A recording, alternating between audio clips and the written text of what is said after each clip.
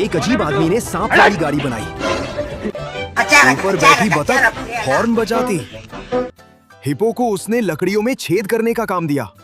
Hippo चिल्ला रहा था, साथ अन्याय हुआ है और मैं अब किसी के साथ अन्याय नहीं हूं। फिर आती चिड़िया, लकड़ियों में कील ठोकती है और मौसम बिगड़ जाता है। बारिश आने वाली है, सब जानवर घर भाग जाते हैं, पर एक गधा नाटक करता है।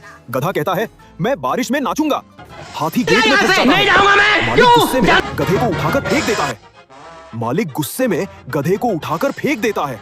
गधा उड़ता हुआ हाथी के पिछवाड़े पर जा गिरता है और दोनों को अंदर धकेल दिया जाता है। तभी तेज बारिश शुरू हो जाती है। सब चिल्लाते हैं, बच गए, बच गए।